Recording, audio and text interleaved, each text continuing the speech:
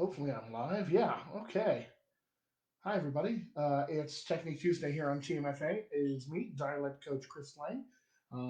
Hope everybody's having a great week so far. It's Tuesday early on in the week, but no better way to have a great week than to get your week started great early.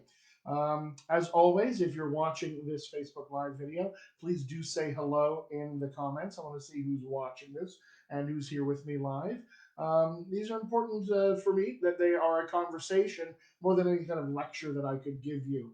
Ultimately, when it comes to learning anything, whether it's an accent or acting technique or anything like that, it's a very personal journey.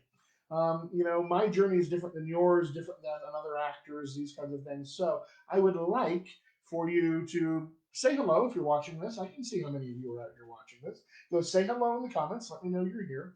And then, as always, like I said, with this conversation, because your artistic journey is so personal and so unique to you, I think it's important that we do have conversations during these Facebook Lives so you have the ability to ask questions down in the comments. So, any question that you all have about anything at all, accent technique, acting technique, audition technique, acting with accents, auditioning with accents, finding an accent coach, anything accent related at all, or indeed acting related, please put that question down below. I want to make sure that I address any questions you have coming today before I dive into what I'm after. So already some people have decided to say hello.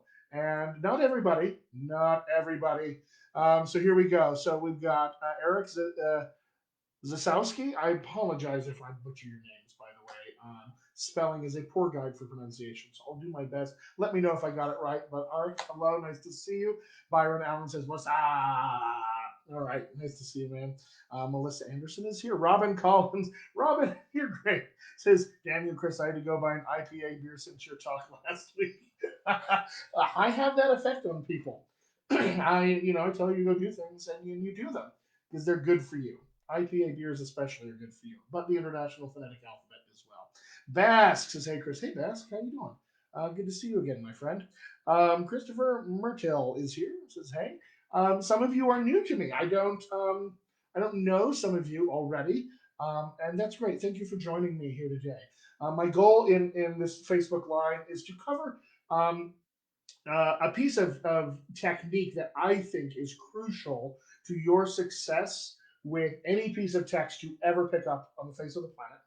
All right, but it's really, really useful and crucial when you are engaging that piece of text with an accent that is other than your own accent. It's one of the reasons why I bring it up in accent stuff here. So that's what I want to talk about today. But as always, my friends, I'm here for your questions. What questions do you have accent wise today?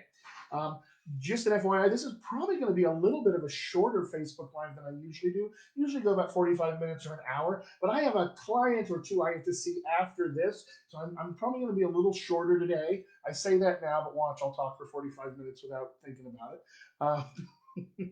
So that'll be the way that goes. Um, uh, but in any case, please put your questions in the comments. Anything at all accent related. I want to be able to address that for you.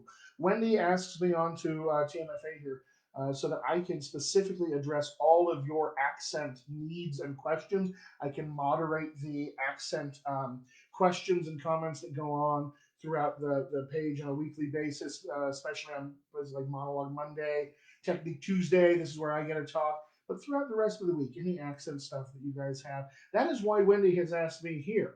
And, this is a good resource for you guys. All of the teachers here on Team FA, we're here to help you. We don't get anything out of it outside of the joy of helping and developing actors and help you guys be successful. That's the biggest joy we get out of it. So we want to make sure that you guys get your needs taken care of, which means we need to know what those are, which means any question, I'll say it again, any question that you have, please put it in the comments. Interrupt me. I will make sure to circle back and take a look at it. All right, Greg Caston or Caston. I like Gaston, like Gaston from the Disney anyway. Greg, welcome. Good to see you as a first timer. Greg, any questions you have accent wise, we'll be here. Sandra Boyd is here. Hi, Sandra. And Robin breaks the ice. Robin for the win once again with the first question. All right. What do you find is the hardest accent slash dialect to get a hold of? This is a fantastic question. All right, hands up out there, any of you who tried an accent before. All right, likely most of you. I'm holding your hands up. Right? Um, how easy or hard was it?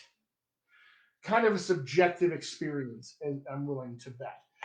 The relative difficulty or the relative ease of gaining an accent other than your own depends on a lot of different things. Um, from my perspective, the biggest thing that it's going to depend on is how much skill or technique do you already possess in relation to language or indeed vocal stuff at all.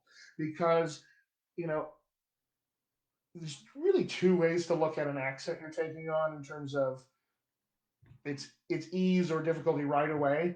And usually people think, okay, the accents that are furthest away from my own, those are going to be the hardest ones. Maybe, maybe. But there's another thing: the accents that are closest to my own, that could also be really difficult.